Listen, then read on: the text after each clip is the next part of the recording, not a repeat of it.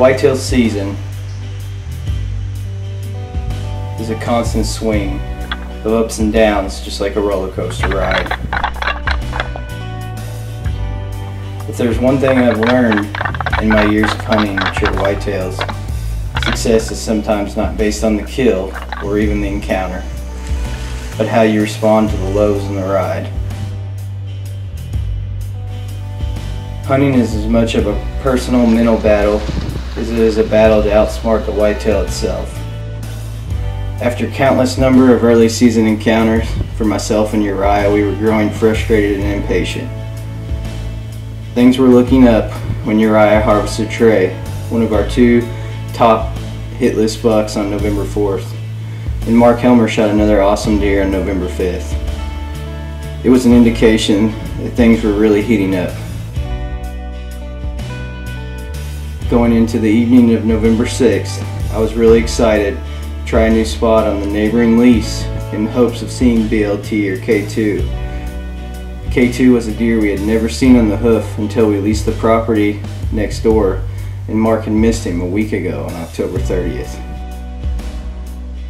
The next hours would set the course for the roller coaster 2016 rut season that I had, that ended in what you're about to see.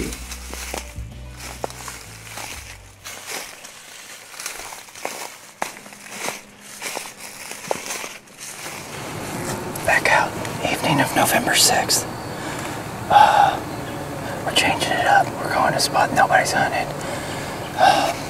Well, it's been hunted once in mid-October. It's an area we call the South Woodlot. We've had some history, not with the South Woodlot, but with deer in it and going to it. Last year, about almost a year ago, Mark, who's filming me, actually shot a deer named Ollie out of the pinch, which you guys probably heard us talk about a lot. Pinch is about 200 yards due northwest of us. The reason we came though to this spot is we've got a northeast easterly type wind which blows and hits us in the face and goes out into this big Indian grass field. But this is one of the biggest lots of bedding on the property. A lot of undergrowth and stuff like that, but over the course of time we've had all kinds of our big bucks living in here. 2014 Big Brow, and 2015 we know Short 10, and we know K2 is in here a lot. We get all our pictures of him right off of this woodlot. So we got a few pictures of BLT in here in mid-October, so we know there's a lot of does in here. So we'll just sit and see what happens.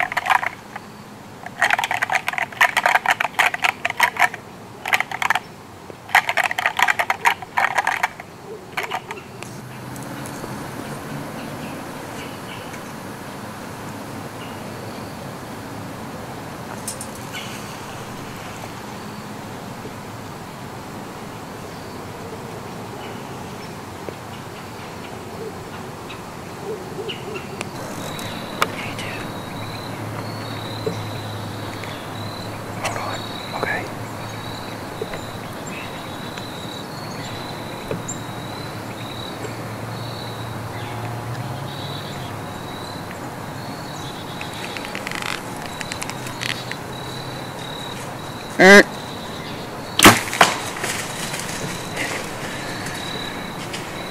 think you're way low. Didn't hit him. I think you hit him way low.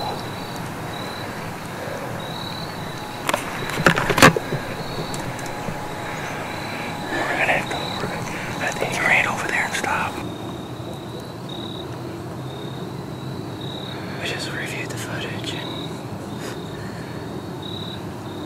missed him 20 yards. I had my 20-yard pin on him. I don't know. That deer's been missed 3 times this year. Mark is filming me, missed him twice. I missed him at 20. I shot low. Mark shot high and sideways. We can't hit this deer. He's got a shield around him or something. Yeah. He's got a 4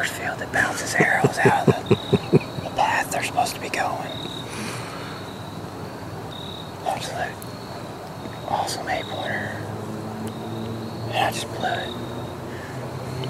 She lived to fight another day.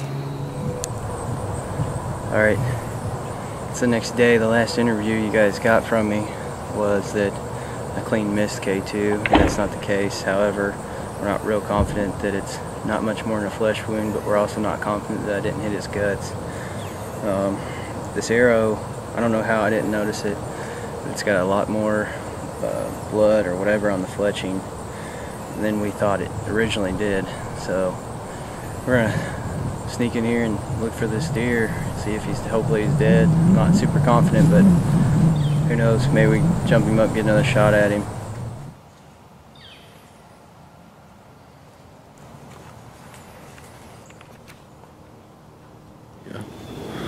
Well, we were just grid searching this area, and I just happened to stumble upon blood.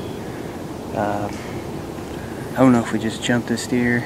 We're gonna follow this trail back up. Looks like he may have circled around. It's a really hard decision here. We'll follow the blood, see what happens. If it wanes, then we may back out and come back. I think the deer is gonna die with the amount of blood we found, but you never know. Stressing times, so we'll find out.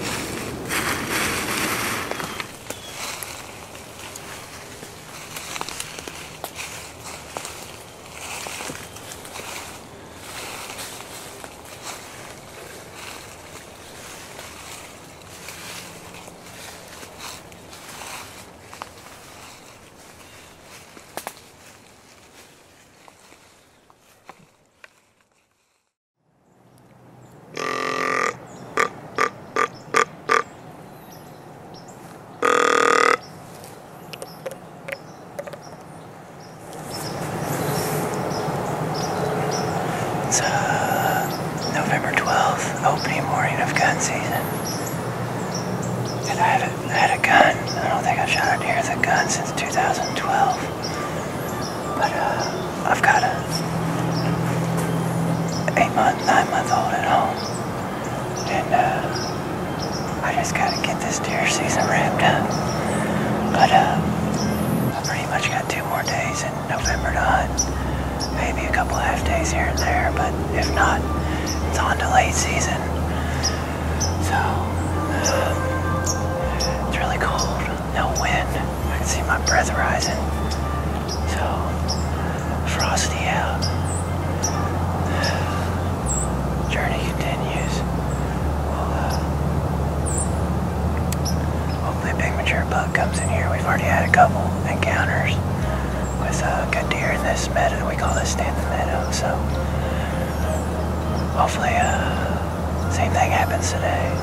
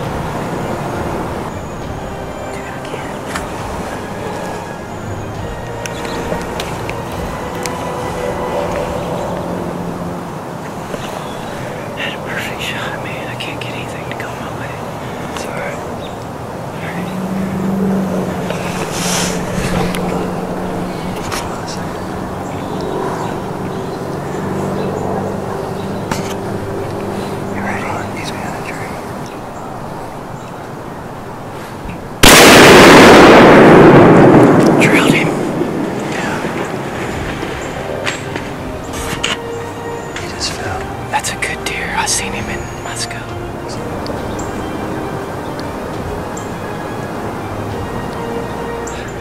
It might be R4D4, I don't know.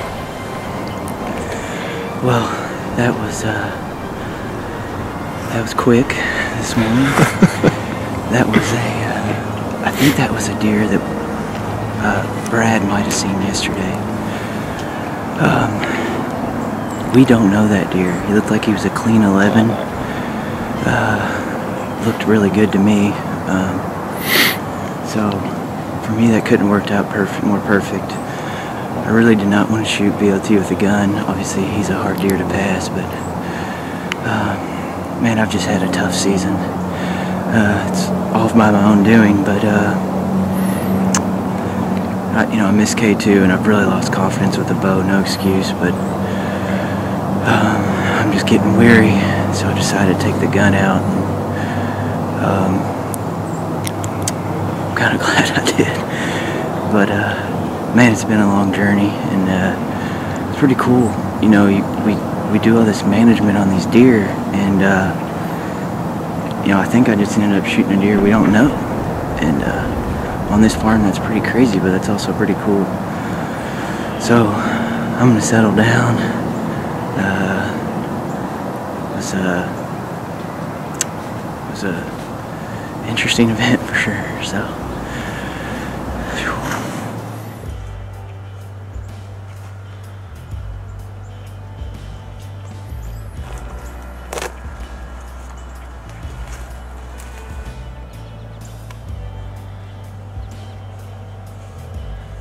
This is about right where I shot him.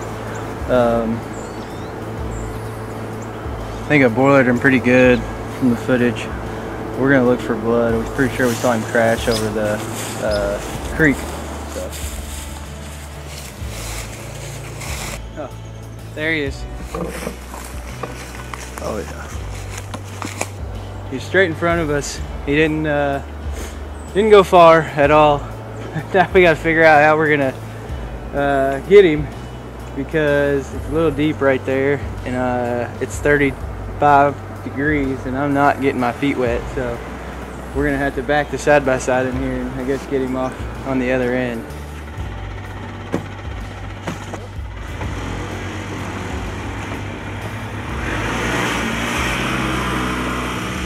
Morning of November 12th. I always like about the 2nd through the 12th or 13th. Just great days right before you get into lockdown. And this deer came strolling by. I wanted to touch on a couple of things in the past 12 days I've learned. I miss K2, and all my misses over the years have been 20 yards or in, and that's because I think I take that shot for granted. I go out and practice. You know, I'm not a world-class archer by any means, but I do pretty good. And when you get on those early, or those you know, in close shots, as a hunter and a sportsman, I've tended to take those for granted. That's the last time I take those for granted. But this deer right here is an interesting deer. After reviewing the footage and finding this deer, Uriah and I realized that this deer was a deer we called R4D4, and this is a deer we'd only get a couple pictures in the last 2 years of, just in November, and I'm just talking 2 or 3 pictures.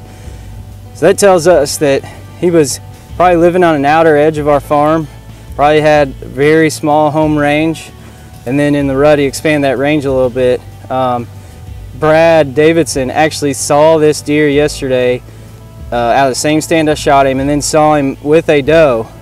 And we went back in, and he came out just like we thought he would, and did a good shot on him. And then you know, one other thing I wanted to cover, we've been on this quest, Uriah and I, for BLT. He was definitely #1 buck, and we weren't gonna pass that deer, but the journey with him isn't over. It'll begin again next year. I'll have another year to grow, and it should be even even more exciting to go after that deer. But we've had a heck of a year on the Kentucky farm. We've had 3 bucks taken, and there might be a few more. And I'm just glad Glad to be holding this deer in my hands right now. Whitetail season's a journey, and at least for Kentucky, mine ended today.